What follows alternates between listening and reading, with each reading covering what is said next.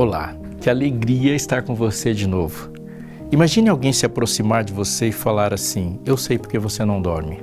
Ou, eu sei porque você anda tão ansioso. Por que você não tem certeza sobre a fé?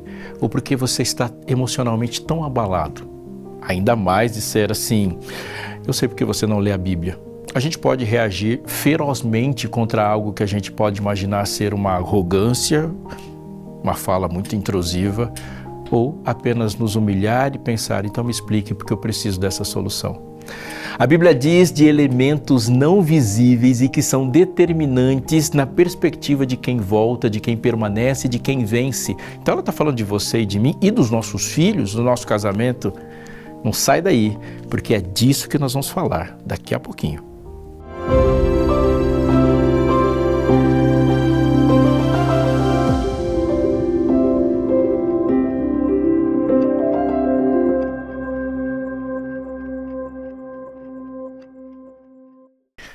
As marcas de amor, marcas do amor de Deus.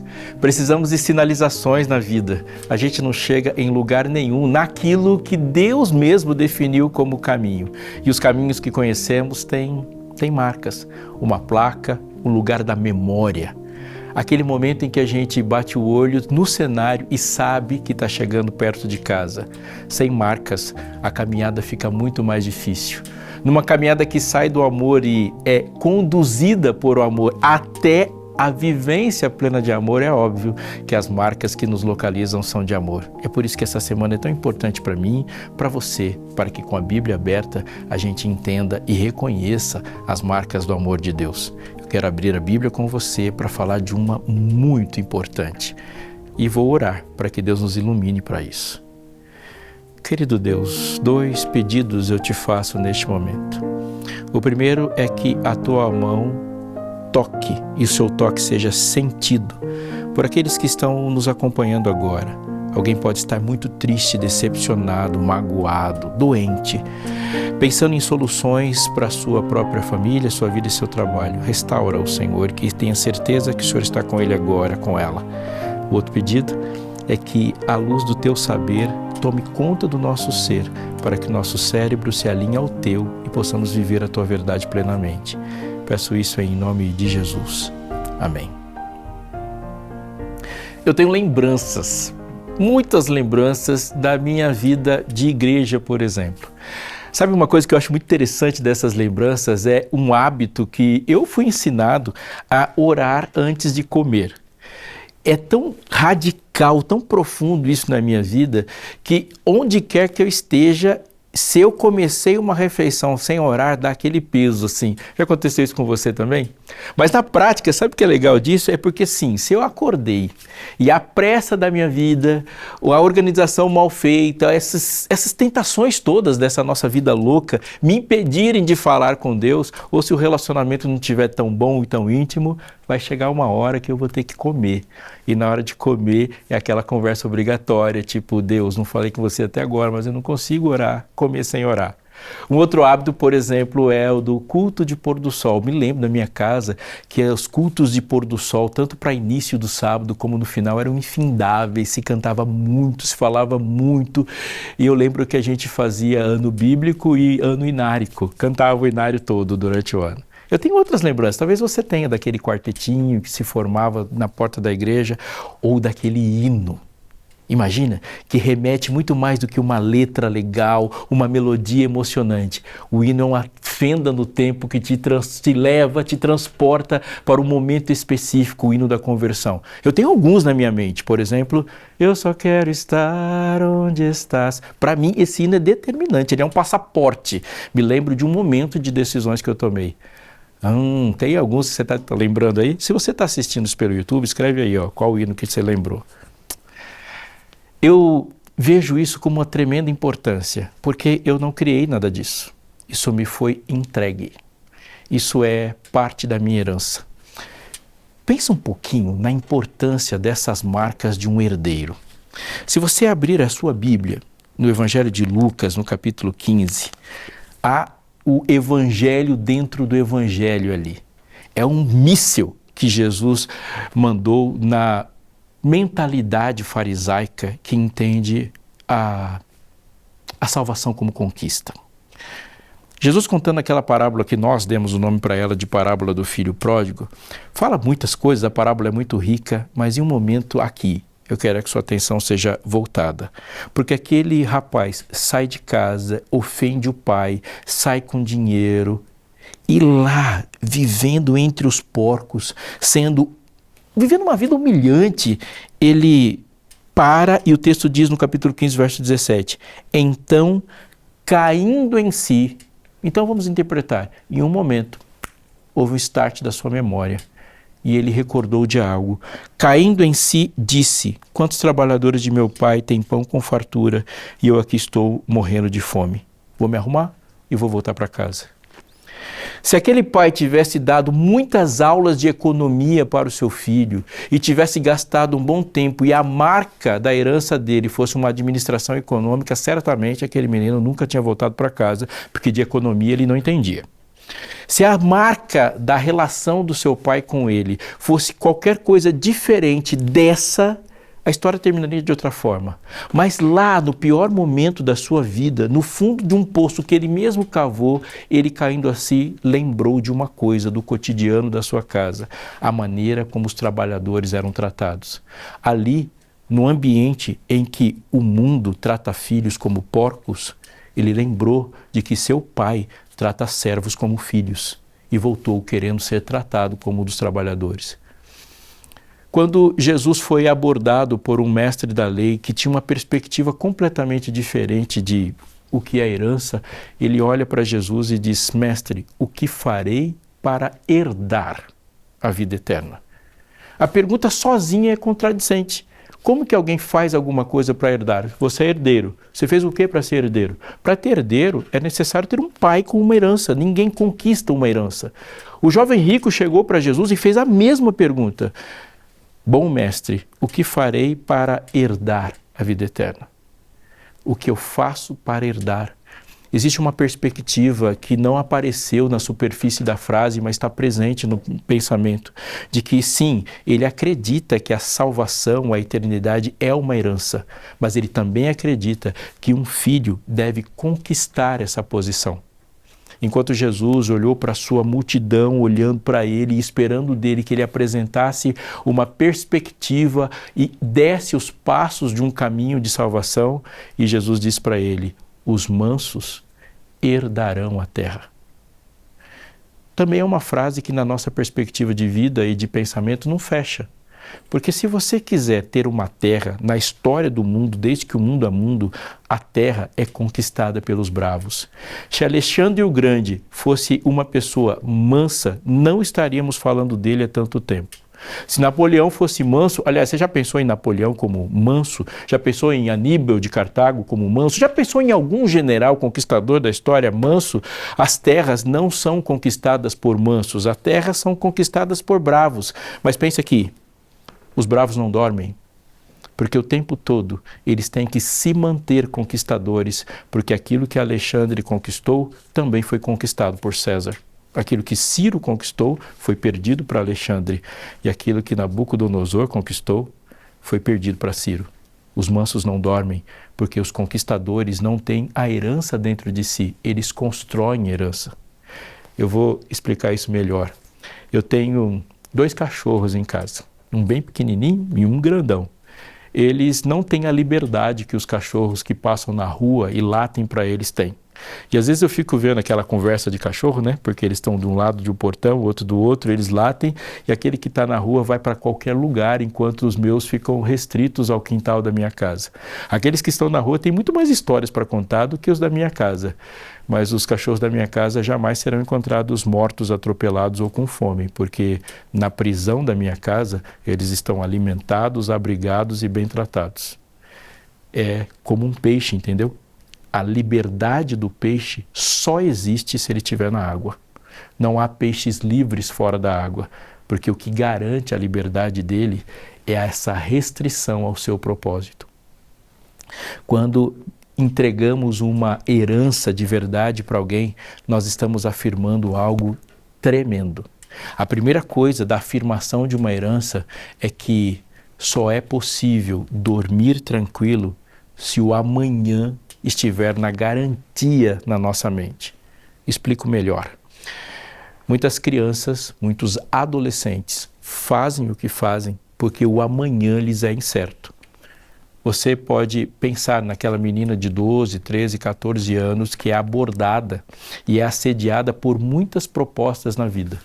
Mas aquela que tem certeza que daqui a alguns anos, 10, 12, 14 anos, ela estará numa universidade, ela estará sonhando o sonho que sempre sonhou, ela estará vivendo o que pensou, ela vai avaliar todas as suas abordagens a partir do sonho e de uma ideia perfeita e concreta de amanhã que ela tem.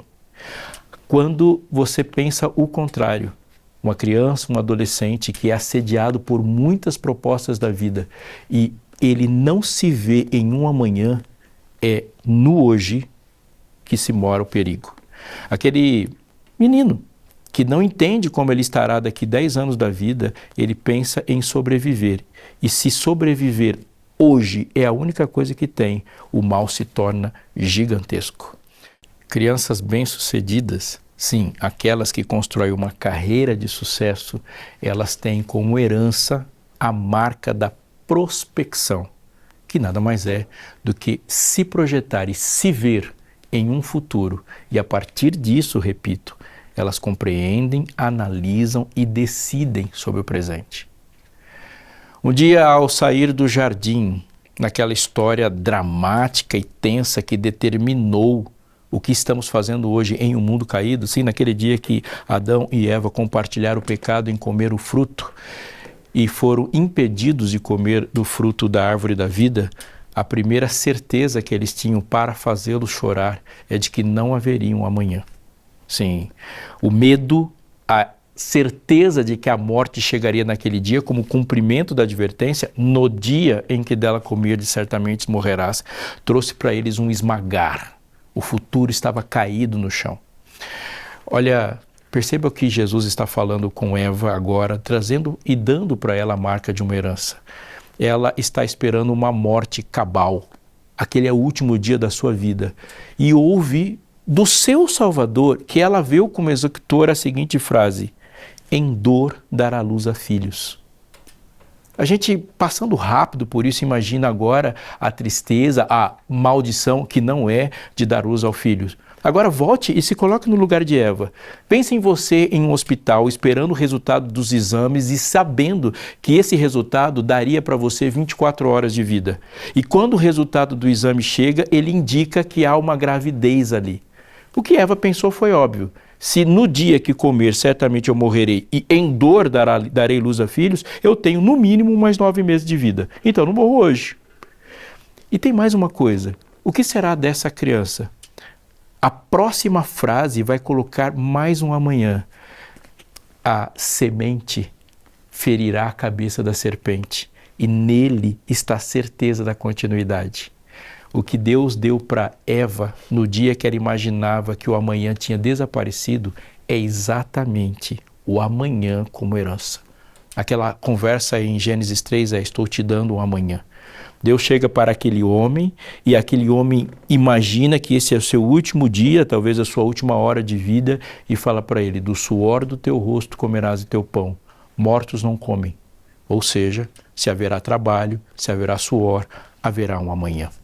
E dessa perspectiva a gente pode olhar para os próximos capítulos, porque em Gênesis 4 tem aquela luta, aquela tensão, a morte de Abel, e a partir de então a Bíblia descreve os filhos de Caim vivendo o hoje, fazendo coisas, inventando coisas, construindo modelos de civilização, mas os descendentes de Sete não fazem cidades, não criam instrumentos musicais, não criam instrumentos cortantes, eles não são inventores, eles fazem filhos. Enquanto os filhos de Caim aparentemente determinam o progresso da humanidade, os filhos de Sete fazem crianças. O que esse texto está dizendo? Que Deus prometeu um amanhã e o amanhã está na semente. Quando o texto diz: e viveu 900 e, complete a frase, e teve filhos e filhas, ele está dizendo assim: a humanidade vai seguir a partir da sua semente, até que a semente prometida nasça. Haverá um amanhã.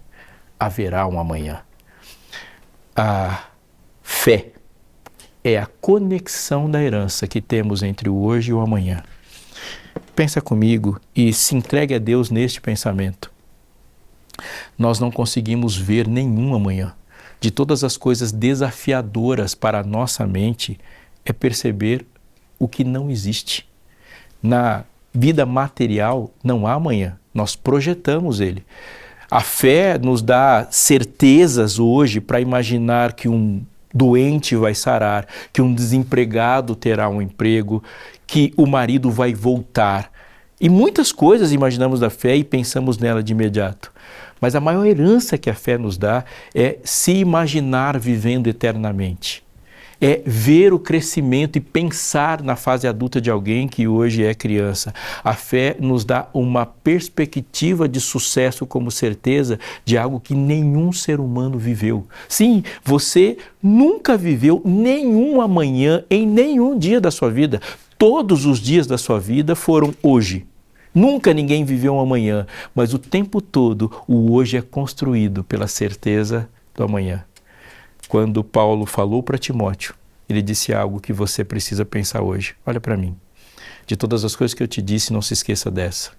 Paulo, escrevendo para Timóteo, antes de falar aquela frase que nos é bastante conhecida, em 2 Timóteo capítulo 3, verso 16, ele diz assim: você sabe as Sagradas Letras. Você sabe porque te foi entregue as Sagradas Letras, porque desde menino você foi educado e cresceu a partir das Escrituras.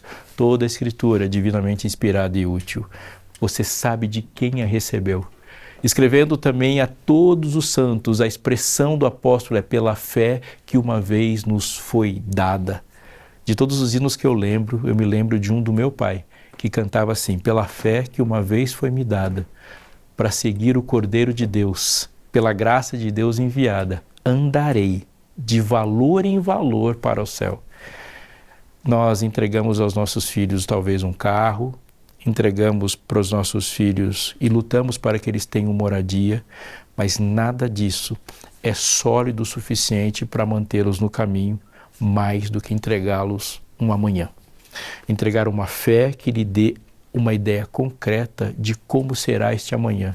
É a ideia de um amanhã juntos que nos faz sair de um velório, de um sepultamento, sem ter a vida completamente destruída. É saber que aquela pessoa que hoje descansa, amanhã estará conosco. É a ideia de amanhã que olhamos para alguém que se despede da gente, mas sabe que mesmo que ele tenha ido viajar longe ou tomou decisões erradas na vida, voltará para viver o nosso convívio. É a ideia de amanhã e de um amanhã com Deus que nos blinda contra o pecado. Aquelas pessoas que vivem na graça de Deus trazem um amanhã como marca. Eles receberam essa herança sustentada pela fé e a partir dessa herança elas tomam decisões na vida. Elas são marcados por uma ideia de futuro. Eu trago no meu nome, quando eu me refiro ao Deus que eu pertenço, à instituição que eu sirvo, à igreja da qual eu trabalho, o nome de um amanhã, um advento, é a identidade. Quando eu falo, quando eu penso, quando eu leio a Bíblia, o advento está presente em todos os textos. O amanhã é uma herança que recebi e que tenho que entregar para outros, e você também. Vou orar. Na minha oração é para que o amanhã esteja tão presente em cada minuto do seu hoje, para que o hoje seja cheio de esperança e as decisões concretas hoje sejam reais para você a partir de um futuro que só Deus pode nos dar. Oro também para que você transmita a herança de um amanhã. Sim, que seja concreto na vida daqueles que estão sobre a sua liderança, sobre a sua educação. Que este amanhã seja real, porque tudo no mundo pode entregar, talvez parcialmente, o mundo como ele é, como uma perspectiva. Mas só a fé pode dizer como o mundo será. Me acompanhe. Querido e santo Deus, te louvamos e te agradecemos por todos os momentos que já passamos juntos até aqui nessa semana. Te louvamos pelas marcas, pelas sinalizações no caminho. Mas louvado seja o teu nome, porque pela graça, pela salvação e em Cristo Jesus, o Senhor nos dá a certeza do amanhã.